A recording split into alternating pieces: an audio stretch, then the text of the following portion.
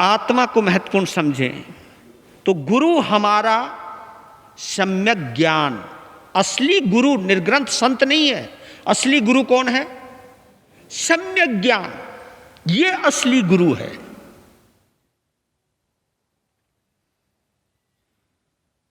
इसके आधार पर ही मुझे धर्म करना चाहिए, मुझे आत्मा का चिंतन करना चाहिए, मुझे स्वाध्याय करना चाहिए, मुझे अरिहंत बनना चाहिए, मुझे संसार के चक्कर से छुटकारा पाना चाहिए, मुझे मुक्ति चाहिए। ये जो अंदर ललक पैदा होती है, ये सम्यक ज्ञान है। जब हम अपनी फीलिंग को महसूस करते हैं,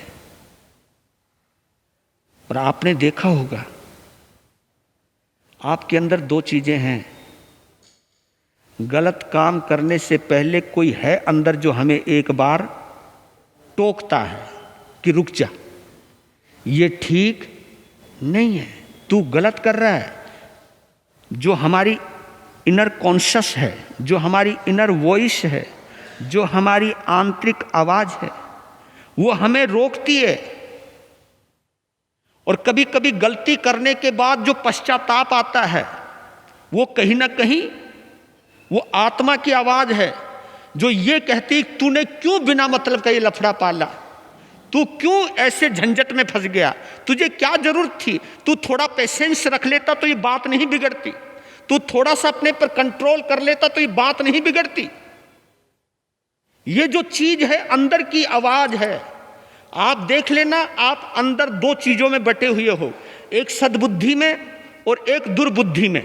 सद्बुद्धि को हमारे यहां प्रज्ञा कहा है, जो हमें रोकती है, जो हमें टोकती है कि तू ये गलत काम मत कर। पर लेकिन क्या करें, जब लालच बढ़ जाता हो, क्रोध बढ़ जाता हो, अभिमान बढ़ जाता हो, तो हम उसकी आवाज नहीं सुनते। एक बार लफड़ा हो गया इस बात के ऊपर। मुजफ्फरनगर के पास एक खतौली गांव, एक कस्बा है छोटा सा। हम उस मंदिर में रुके थे, दिगंबर मंदिर है वहाँ, स्थानिक नहीं, दिगंबर बहुत घर हैं। तो एक मंदिर में रुके हुए थे हम, दिगंबर मंदिर में। तो मंदिर के बाहर सड़क थी, सड़क से एक बारात जा रही थी, समझ रहे हो ना, बारात। तो वहाँ बहुत ढोल बज रहे थे, बाजे बज रहे थे। 10-15 लोग मेरे पास बैठे हुए थे, वो चर्चा कर रहे थे। जब इतना शोर मच गया तो उनको मेरी बात सुनाई। उन्होंने कहा गुरु महाराज रुको जरा, इस बारात को निकल जाने दो।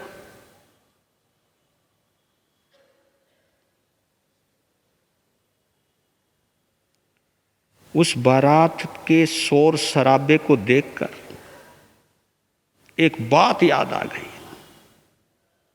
कहते हैं कि एक बार एक आदमी बड़ा परेशान था, उसकी घरवाली ने नचा रखा था उसको, तू ये कर और वो कर, ये कर वो कर, तुझे वहां जाना जाना जाना। बड़ा परेशान हो गया बेचारा, क्या करे, होम मिनिस्टर है भाई, आखिर सुननी पड़ेगी। जाना वो चाहता नहीं था पर जाना ही पड़ा उसे। फटाफट एक सूटकेस लिया, जरूरी कपड़े लिए, फटाफट बैठ गया। भिन भिनाया, दनदनाता हुआ, बड़बड़ाता हुआ। मन तो था नहीं पर बेचारी उसके आगे कुछ बोल नहीं सकता। हो सकता सुप्रीम पावर हो, वो कोई होता है। चला गया, हवाई जहाज में बैठा, तुरंत एक आवाज आई, सावधान।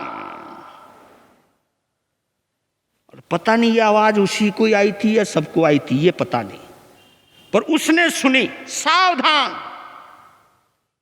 ये जहाज क्रैश होने वाला है, हैं?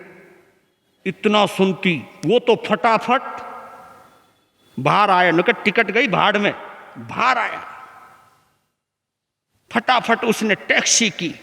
जैसे टैक्सी में बैठा पसीना पूछा, चलने ही वाली थी, तुरंत आवाज आई, सावधान, इस टैक्सी का एक्सीडेंट होने वाला है। तेरा भला हो। ये भी है। वहां से निकला, बस में बैठा, जैसे बस चलने वाली थी फिर आवाज आई, सावधान, ये पहाड़ी से नीचे गिरने वाली है। मैं कहे वापिस रेल में बैठा है। मैं कहा चल ये तो सुरक्षित जगह है, क्योंकि रेल को चलने में टाइम तो बेचारे को सांस लेने की फुर्सत मिल गई। सांस लिया, पसीना पोंछा, अब जैसे ही रेल ने सीटी मारी तुरंत आवाज आई, सावधान, ये रेल पटड़ी से उतरने वाली है। ओह तेरा भला हो। जहाज गयो, टैक्सी गई, बस गई, अब रेल की बारी आई तो उस आदमी से रहा नहीं गया। बोला, अरे ये तो बता तू है कौन? तंग कर रखा है, जहां बैठता हूं सावधान, जहां बैठता हूं सावधान, ये होने वाला है, वो होने वाला है, तू है कौन? कहा कि मैं भगवान हूं। हैं? बोले नाथ, जब मैं घोड़ी पर बैठा था तब क्या तेरा गला खराब हो रहा था? हैं? जब नहीं बोला गया तेरे से कि सावधान, ये होने वाला है तेरे साथ, तब भगवान ने कहा, आवाज तो मैंने उस वक्त भी तुझे बहुत दी थी, लेकिन तूने ढोल इतने बजा रखे थे, बाजे इतने बजा रखे थे, तूने मेरी आवाज, मैं कह रहा था सावधान, बहुत बार बोला, या तो एक बार में सुन लिया, मैं वहां बोलता रहा, जहां जहां तू रुकता था, जहां नाच गाने हो रहे थे, जहां ढोल बजा रहे थे, मैंने बार बार कहा तुझे रुक जा, सावधान। भैया तूने ही खूब शोर में मस्त था। और बताऊं आपको, ये शादियों में नगाड़े, शादियों में बाजे इसलिए बजाए जा रहे हैं ताकि तुम सोच ना सको। हाँ, फिर भुगतो अपनी आप।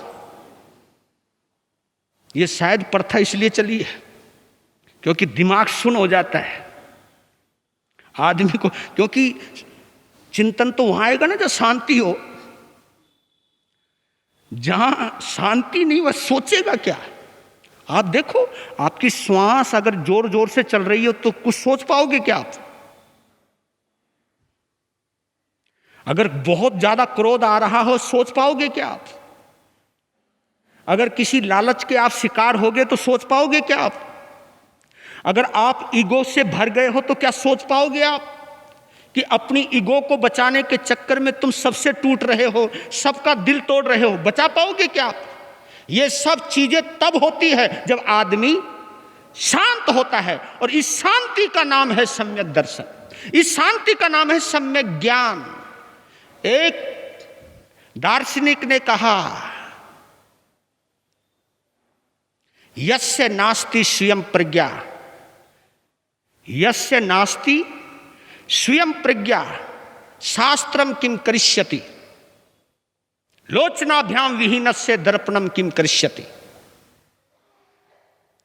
जिसके पास स्वयं की प्रज्ञा नहीं है, यस्य नास्ति स्वयं प्रज्ञा, जिसके पास खुद की प्रज्ञा नहीं है, खुद का ही एक चिंतन नहीं है, शास्त्र किम करिष्यति, शास्त्र उसके लिए क्या कर सकता है? कुछ भी नहीं।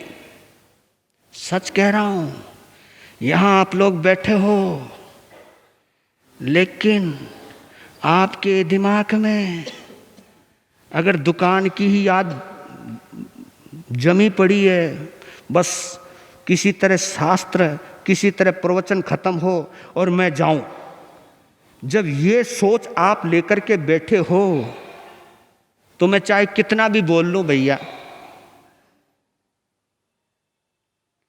आपके अंदर तक नहीं जाएगा। अंदर तक तो तब जाएगा जब ये सोच कर के आओगे, दुकान गई भाड़ में, व्यापार गया एक तरफ, 1 घंटा मिला है, दिल लगा करके सुनेंगे, वहीं का हो करके रहेंगे, नजर इधर उधर नहीं, इधर उधर करेंगे ही नहीं। क्योंकि कई जगह तो हिसाब ऐसा लगाते रहते, तो आप लोग तो आगे बैठे हो मेरे, बहुत सुरक्षित हो, कम से कम तुम्हें मैं और मैं तुम्हें दिखाई दे रहा हूं। पीछे वाले तो अरे ये आया कि नहीं आया, वो आया कि नहीं आया, और इधर डिपार्टमेंट तो पूछो ही मत, यहां तो कुछ और भी देखने लग जाते हैं। शास्त्र के प्रवचन के माध्यम से देखिए, अपनी उपस्थिति 100% आप दीजिए, और जो 100% हम उपस्थिति देते हैं वाणी को, वो तभी आ सकती है जब आपके अंदर सम्यक ज्ञान हो, ये भाव हो कि दुनिया की चीजें जितनी भी हैं सब नश्वर हैं, वो दुनिया के काम आती हैं और दुनिया के काम आती रहेंगी। जिस दिन मैं चला जाऊंगा तब भी उनके काम आती रहेगी, मेरे बिना उनका कोई काम रुकने वाला नहीं है। बेशक से मेरे अंदर एक सोच आ गई है कि मेरे बिना इनका काम चलने वाला नहीं है, ये भी तो हो सकता है तेरे जाने के बाद और अच्छे दिन आ जाएं उनके, ये भी हो सकता है, और हुआ है, कई जगह ऐसा हुआ है। जब भ्रांतियां खत्म होती हैं, किसी भी तरह की कोई गलत फहमी नहीं होती, वो सम्यक ज्ञान होता है। क्योंकि गलत फहमियां कसायों से पैदा होती है, क्रोध से, मान से, माया से, लोभ से, इन चीजों से गलत फहमियां पैदा होती हैं। और जहां शांतता होती है, करुणा होती है, मैत्री भाव होता है, विनय भाव होता है, नम्र भाव होता है, झुकने के भाव होते हैं, ग्रहण करने के भाव होते हैं, ये भाव हमें सम्यक ज्ञान।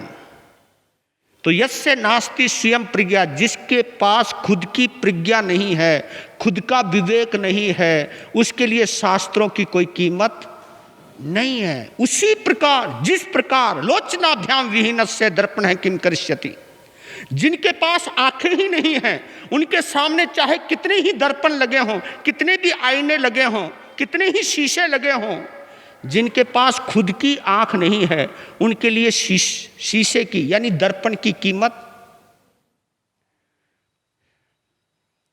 अंधों के लिए दर्पणों की कोई कीमत नहीं है। दर्पण तो अपने पास ही रहता है, लेकिन वो देख नहीं सकता। क्यों नहीं देख सकता? क्योंकि देखने की शक्ति, इसलिए तो आपको कहता हूं कि आपकी आंखों की रोशनी ही आपके काम आएगी। दूसरा अपनी आंखों का उपयोग कर रहा है, उससे आपका कोई ज़्यादा उपयोग होने वाला, या तो वो आपका हाथ पकड़े तब उसके सहारे आप चल सकते हो बस, नहीं तो दूसरे की आंख से आप क्या देख पाओगे? वो देखने का आनंद वो स्वयं आंख वाला ले रहा है, अंधे के लिए कोई उपयोगी नहीं है। वो स्वयं की आंख ही हमारे काम आती है। यानी स्वयं का जो गुरु है, सम्यक ज्ञान, जो हमें गलत करने से रोकता है, वो असली सम्यक ज्ञान है। जो हमें टोकता है कि तू ये मत कर, तू लालच में मत आ। कभी कभी दिल कहता है रिश्ता मत तोड़, पर लेकिन अहंकार कहता है कि नहीं, इनके साथ मेरी जमनी नहीं। महत्वाकांक्षा कहती है, स्वार्थ ये कहता है कि ये अब हमारे मतलब के नहीं, छोड़ो इनको।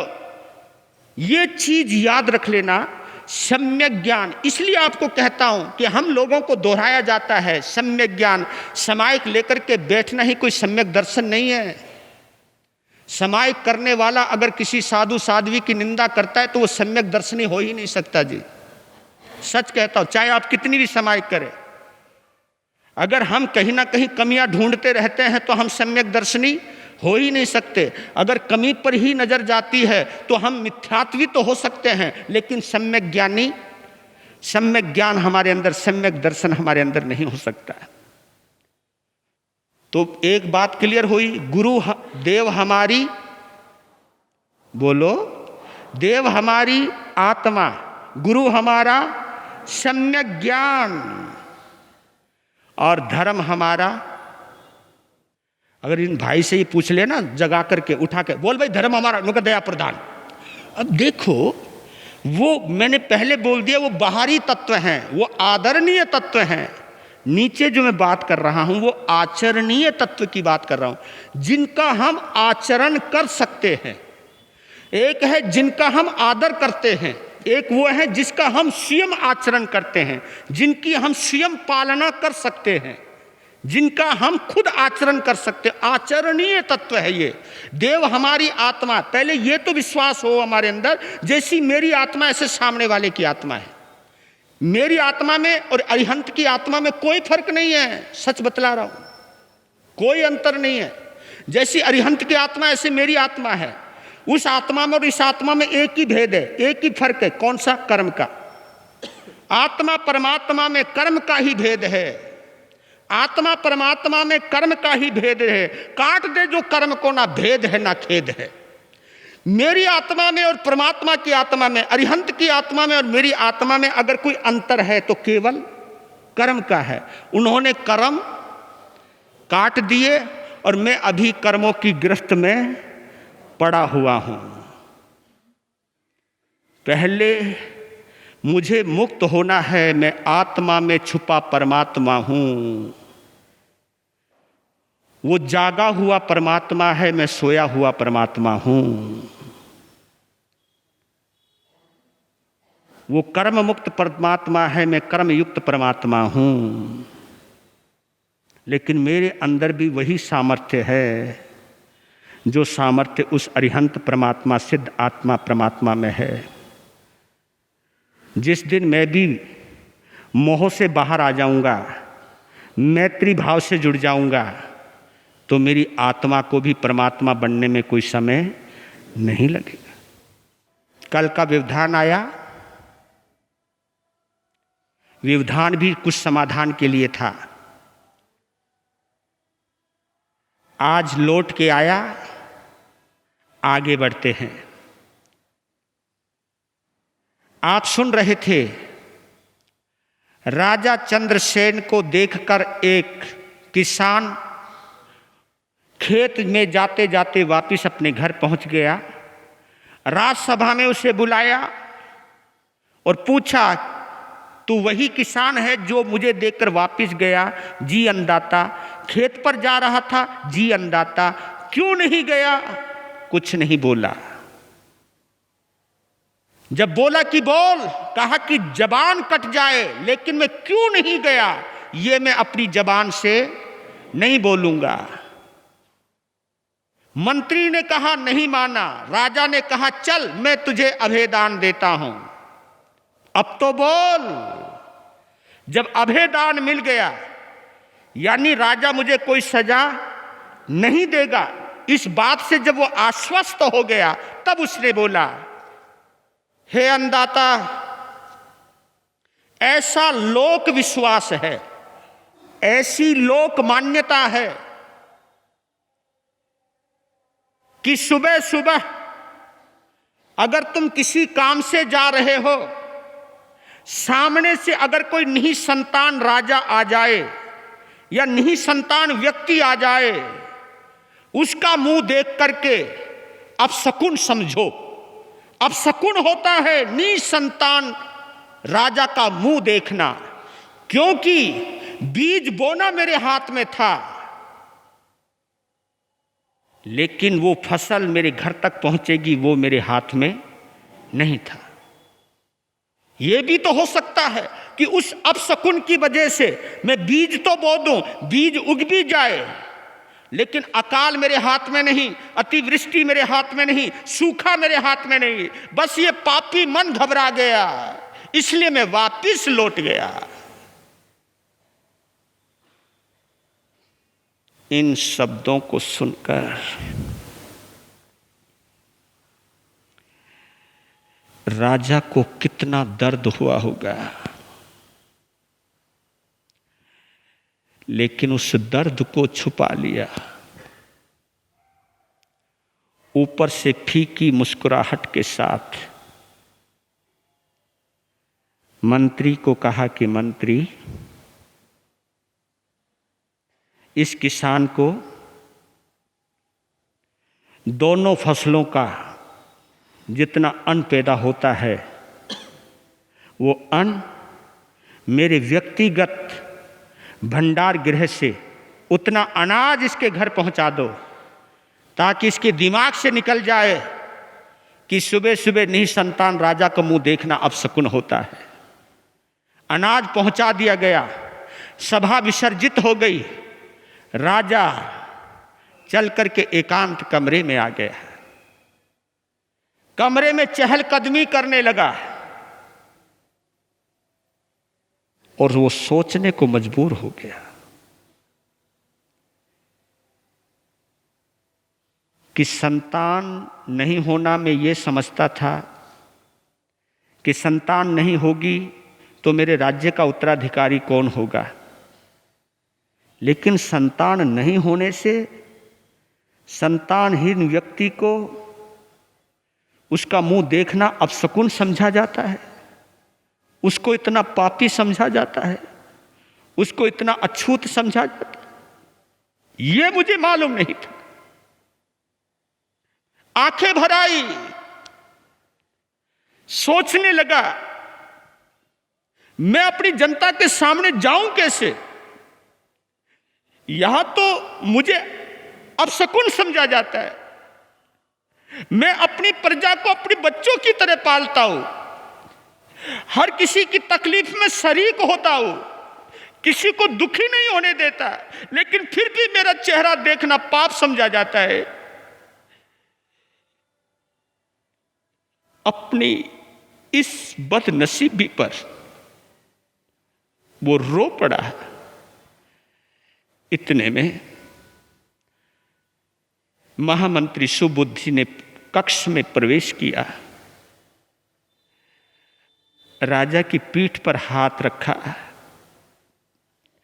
मंत्री की आंखों में भी आंसू थे। कहा कि मैं समझ गया था आज की घटना आपको तोड़ देगी, लेकिन मैं तो यही कहना चाहता हूं, ऐसे अनपढ़ व्यक्ति अंधविश्वासी लोगों की बातों पर भरोसा नहीं किया करते, उनकी बातों को इतना बुरा नहीं माना करते। राजा चंद्रसेन ने कहा कि मंत्री, लोक विश्वास कोई एक दिन में तैयार नहीं होता है, ये पता नहीं कितने वर्षों तक ये बात मानी जाती है। अब तो मंत्री मुझे महल से बाहर निकलने में भी शर्म आ रही है, मैं इतनी बेइज्जती के साथ नहीं जी सकता। अपने आंसू पोंछते हुए मंत्री को कहा कि मंत्री, मेरा एक काम करना है, अब मैं जंगल में जाऊंगा, वन में चला जाऊंगा, मैं वहां जाकर खूब तपस्या करूंगा, या तो अपने माथे पर छुपा लिखा हुआ जो एक निःपुत्री का कलंक है इसे मिटा करके आऊंगा, नहीं तो मैं मर खप जाऊंगा। मैं नहीं आ सकता, अब मुझे पता लग गया है कि जनता मुझे किस नजर से देखती है, मैं नहीं जी सकता इस बात के अंदर। अब मैं जाना चाहता हूं, मुझे तेरे ऊपर अपने से ज्यादा भरोसा है, मेरी प्रजा की तू पालना सही ढंग से करना। जब राजा का ये संकल्प सुना, मंत्री समझ गया कि राजा ने अब जिद पकड़ ली है, वो मानेंगे नहीं। फिर भी एक बात कही कि जितने भी सभा में लोग बैठे थे उनको तो ये पता चल गया ना कि उस किसान ने सुबह सुबह आपका मुंह देखा तो 2 फसलों का अनाज एक ही झटके में मिल गया। वो तो ये तो मानेंगे ना कि इसने सुबह सुबह राजा का मुंह देखा तो कितना भाग्यवान है कि उसका अन्न का भंडार भर गया। कहा कि अन्न का भंडार भरने के बावजूद भी मैं लोक मान्यता नहीं बदल सकता, लोक विश्वास नहीं बदल सकता। मैं अब या तो पुत्रवान होकर के लौटूंगा, पिता बनकर के लौटूंगा, या पिता बनने का आशीर्वाद लेकर के लौटूंगा, नहीं तो मेरा इंतजार मत करना। अब क्या कहता, मंत्री चला गया। जब रानियों को पता चली तो वो सब दौड़ी दौड़ी आई, रोने लगी। कि आप सुना है आप हमें छोड़ करके जंगल में जा रहे हो। कहा कि रोने की जरूरत नहीं, मैं संतान का आशीर्वाद लेने जा रहा हूं। कहा कि आर्यपुत्र, आप तो ये कहा करते थे देव आराधना करने के लिए वन की नहीं मन की जरूरत पड़ती है। कहा कि मैं आज भी इस बात को कहता हूं, मैं वन में देव आराधना करने के लिए नहीं बल्कि अपना मुंह छुपाने के लिए जा रहा हूं। देव आराधना तो मैं यहां पर भी कर सकता था, लेकिन लोग मेरा मुंह देखना अच्छा नहीं मानते और शकुन समझते। तुम हंसी हंसी खुशी खुशी मुझको विदा करो ताकि मैं आशीर्वाद लेकर के वापस लौटूं। जब रानियों को भी पता लग गया कि नहीं मानेंगे, राजन चंद्रसेन दूसरे दिन 3-4 बजे ही, दिन निकलने से पहले ही अपने घोड़े पर सवार होकर अकेला ही निकल गया। जब मुख्य द्वार के बाहर गया, अपनी नगरी को बड़े प्यार से देखा, अपने नसीब के बारे में सोचा कि मुझे नहीं मालूम था कि इस वजह से मुझे अपनी नगरी छोड़नी पड़ेगी। लेकिन चलो कोई बात नहीं, मैं रह भी तो नहीं सकता यहाँ, मैं ऐसे तो नहीं रह सकता। चल पड़ा, चलता गया, दिन निकल गया, दिन छुप गया, बहुत दूर निकल गया। दिन छुपने के बाद एक पेड़ के नीचे सो गया। सोते ही उसे नींद आई। नींद में कोई नजर आया। कौन नजर आया? बोलो, कौन नजर आया? उस वक्त कुल देवी ने दर्शन दिए। कुल देवी को देखते ही रो पड़ा, शांत किया, रो मत, आज तुझे मैं एक खुशखबरी देती हूं। तो जैसे ही देखने लगा तो कुल देवी ने बेंगलोर वालों की घड़ी देख ली। कल के ऊपर छोड़ते हैं। वीर नाम के हीरे मोती, गुरु नाम के हीरे मोती, मैं बिखराऊं गले गले, ले लो रे कोई राम का प्यार, शोर मचाऊं गली गली, ले लो रे कोई गुरु का प्यार, शोर मचाऊं गली। दौलत के दीवानों सुन लो, एक दिन ऐसा आएगा, धन दौलत और महल खजाना यहीं पड़ा रह जाएगा। हो धन दौलत और महल खजाना यहीं पड़ा रह जाएगा। सुंदर काया मिट्टी बनेगी, सुंदर काया मिट्टी बनेगी, चर्चा होगी गले गले, ले लो रे कोई राम का प्यार, शोर मचाऊं गली गले, ले लो रे कोई गुरु का प्यार, शोर मचाऊं। जिसने ये सब मोती लूटे वो तो माला माल हुए। दौलत के जो बने पुजारे आखिर वो कंगाल हुए। हो दौलत के जो बने पुजारी आखिर वो कंगाल हुए। सोना चांदी वालों सुन लो, लोहे कपड़े वालों सुन लो, अरे बेंगलोरो वालों सुन लो, बात सुनाऊं खरे खरे, ले लो रे कोई राम का प्यार, शोर मचाऊं गली गले, ले लो रे कोई गुरु का प्यार, शोर मचाऊं गली गले।